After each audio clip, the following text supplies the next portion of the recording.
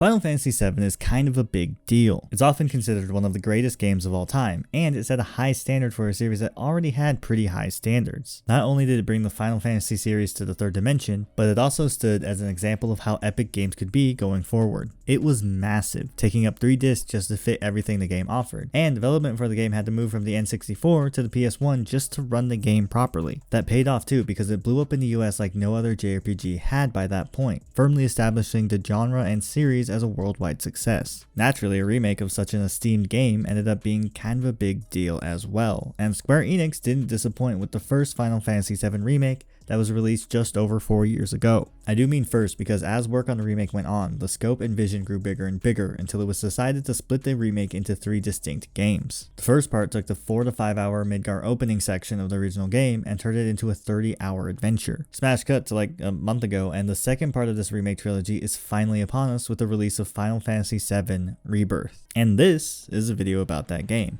if you hadn't figured that out yet. Took me a sec to get this video made, but I did it, folks. Here we are. Anyway, the first thing I want to mention about Rebirth is how amazing it looks, and it really should since it's over 150 gigabytes in size. Normally not a fan of massive file sizes for games when they have no reason to be that big, looking at you, Mortal Kombat 1, so I'm glad Rebirth doesn't really qualify. The sheer scale and size of some parts of this game are incredible, and the detail attained in the various explorable environments is pretty damn impressive. The already impressive and fantastical world of Final Fantasy VII has never looked better or felt more actualized. One of the best things about the original game was its world building and settings, and Rebirth not only maintains that but improves upon it in some really cool ways. I had a ton of fun exploring all the different environments and locations the game takes you through. I never came across any truly obnoxious graphical glitches or game-breaking bugs, which is a nice change of pace for a AAA release. Can't speak for everyone when it comes to this game, but I do love when a new release actually looks and feels like a finished game. Crazy concept, I know, but sometimes it does happen. Also, let me mention the combat real quick, because even though it hasn't changed all that much from the first part of the remake, there are still some noteworthy additions. The biggest of which is the synergy mechanic carried over from Remake's Integrate DLC thingy. Perform a certain number of actions with a pair of characters, and they can team up to activate a super special move that provides some kind of benefit. Some raise the character's limit levels for the remainder of the battle, allowing them to use stronger versions of their strongest attack. Others can do things like give them unlimited MP for a certain duration, allowing for free magic attacks. There are also smaller scale synergy moves that can be used at any time and provide unique abilities for characters. For example, Aerith, who doesn't have a ton of health or attack power, can call upon one of the other active characters to act as her bodyguard for a bit. It took me some time to adjust to the addition of synergy skills and incorporate them into my playstyle, but once I got the hang of it, they are actually pretty helpful and can definitely change the tide of a battle in your favor if used right. Plus, they look badass, so that's cool. Along with some quality of life improvements, Rebirth also added more playable characters to use. Remake had only 4 playable characters, with Cloud, Tifa, Aerith, and Barret, while Rebirth nearly doubled that by adding Red 13, Kate Sith, and Yuffie, who I guess was technically already made playable with the intermission side story DLC thing, but whatever, she still counts. This gives you at minimum 2 full new characters to learn and fight with. Each character is given a fresh skill tree to work through, and you can find all kinds of different weapons around the game that grant them new skills to master. Like any good RPG, it's really satisfying to build your ideal setup for all the characters that plays to their strengths and weaknesses, and Rebirth definitely doesn't let down in this department either. Additionally, Rebirth does a great job of tying the exploration of its open world areas and completion of side content to building up your team. Thank God for that too, because there is a lot of open world areas and side content to get through, so making it feel more actually worth it to do is for the best. There is just so much game in this video game, and I mostly mean that in the best way. Unlike the first Final Fantasy VII Remake, Rebirth features an open world to explore with Cloud and the gang. Remake had openish sections of the game that gave you some freedom to explore, whereas Rebirth has actual full open world areas. In a similar vein to Final Fantasy XVI, it's not so much one big open world as it is a bunch of smaller contained open worlds connected together that you can travel to and from as you please. The Final Fantasy XVI's open world wasn't exactly something to write home about, but it served its purpose well enough, and luckily the same doesn't apply to Rebirth. The areas you explore in Rebirth might not feel bigger than what we saw in 16, but they do feel significantly more packed with stuff to do. Rebirth manages to fill each playable area with a decently diverse set of tasks to complete and secrets to uncover. There's everything from combat challenges to treasure hunts to whatever the is going on here. You'll never find yourself lacking in stuff to do with this game, for better or worse, and that only continues to grow grow more apparent as you progress through the story. Each new open world area introduces its own unique elements and gimmicks that help it feel distinct and fresh compared to the others. These mostly have to do with the chocobos that you can ride around to speed up traversal. The different chocobos in the different areas will occasionally have their own special abilities that change how you trek your way through the various environments. Like the mountain chocobos that can climb straight up certain walls, or the water chocobos that can sort of fly/hover by shooting a strong beam of water out of somewhere? Don't get me wrong, these gimmicks definitely feel gimmicky, but I didn't really have a problem with that since they helped add some needed variety to what ends up being a big chunk of the game. Overall, I think Rebirth does a pretty reasonable job of changing up the side content enough to keep it from getting too stale, which is great because you will be doing a lot of the same things in each area. Your mileage on the open world side content is definitely going to vary based on your own personal tolerance with this type of gameplay. I ended up enjoying the combat and exploration enough that I had a lot of fun doing the side content, as long as I didn't spend too much time at once doing them.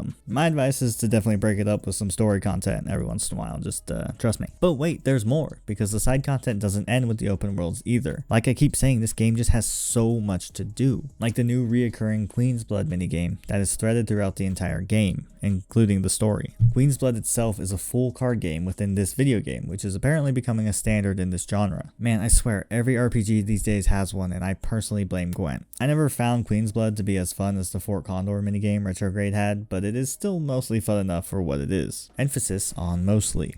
It's one of those minigames that is easy to learn while also being rewarding when you get good at it. It's frustrating at times, and there were definitely periods in my playthrough where I was just sick to death of it. However, now that I finished the game and all the Queen's Blooding it has to offer, I feel more positive feelings towards it than negative. Queen's Blood is by far the most expanded minigame, but is still just one of many minigames Rebirth has tucked away in the various corners of its world. Seriously, there are an insane amount of minigames, such as the card game like I mentioned, Dolphin Racing, Parade March Guitar Hero, Animal Soccer, Adventures in Moogle Sitting, Low Poly Fort Condor, Big Chicken Stealth, and that stupid frog jumping thing. God, I hate that one. And that's all before you even get to the Gold Saucer. Rebirth is an absolute beast of a game, and you feel that as you discover more and more things to do. Whether or not you like the game, you can't really argue that it doesn't give you enough content. How much you want to engage with said content might be more of an issue for you, and I can't really blame you if that's the case. Even someone like me who really enjoyed the game felt like it was a bit much at times. The story especially suffers from the game grinding to an absolute halt so you can do a series of mini games or activities that do end up feeling like little more than padding. I particularly felt that with the Dust Bowl section, where your hunt for a mysterious gunman is put on pause so you can chase sentient cacti and race chocobos. The game is long enough as it is, and sections like this don't really add anything of value, and it's not optional. You have to complete it to make progress. The world building of Final Fantasy VII in general has always been top tier, and I love how much detail and attention the world and people of Final Fantasy VII were given in Rebirth, but sometimes it just ends up being overkill. It was never enough to ruin the overall experience or truly hamper my enjoyment of the game, but still, sometimes less is more. Okay, so I wasn't doing game reviews when the first remake came out, so I never really voiced how much I liked the twist of that game's ending, which is a lot. I like it a lot. Spoilers for the first remake, I won't be spoiling Rebirth, but that first game is fair game. Anywho, the whole concept of fate pushing the events of the remake to match the original and interfering when things were going off script was very cool to me. But then the story ends with Cloud and friends literally destroying fate, and that was even cooler. It strongly implied that this destruction of fate meant that the story going forward was no longer fixed to what went down in 1997. Things were going to be different now, so the question then became, how different were things going to get? How much will the next remake deviate from the original game? As someone who remembers most of the story beats from the OG game, it was exciting to see what exactly Rebirth would change. Both this game and the previous remake already add a lot of additional context and story elements just due to their size compared to the original. Hell, the first remake alone is almost as long as the entire original Final Fantasy story, and it only covers the game's first area, Midgar. Pair that with the fact that the rules have been thrown out the window and you have a very compelling experience for both new players and old. That was a long way of saying I'm a fan of the approach the devs took with the overarching story of the remakes, and Rebirth only furthered that fanning. I will say that Rebirth's story isn't as focused as the remakes, but I still really enjoyed it, especially when things really started to kick into gear about halfway through.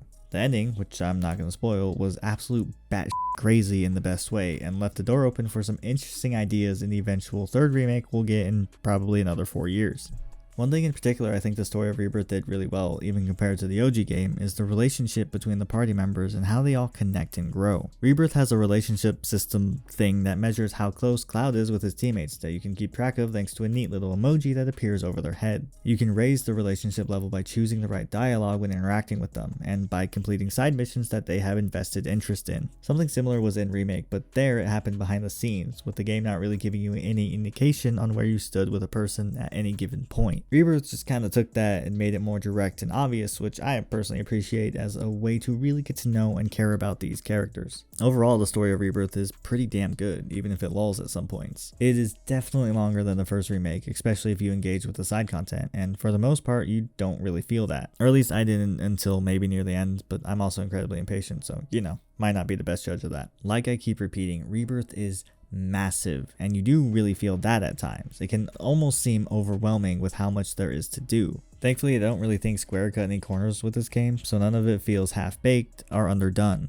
There is some weird physics every once in a while, and so many games are going to hit harder than others for different people, but I can't really point to any that are objectively bad. If it's not obvious at this point, I do recommend this game, especially if you enjoyed the original Final Fantasy VII and its remake. If you haven't played the first remake and you somehow got this far in the video, then you should play that first, then check this out. It's also good. Try to keep in mind that Rebirth has a lot of game to offer before you start it. Getting the most out of this game is going to be a bit of a commitment, but I found my time with this game to be extremely satisfying and well worth it. Well, thanks for watching this video that took me a long time to make, mostly because the game is long and I only have so much spare time. Let me know what you thought of the game in the comments down below, subscribe if you're into that kind of thing, and I will see you in whatever we do next.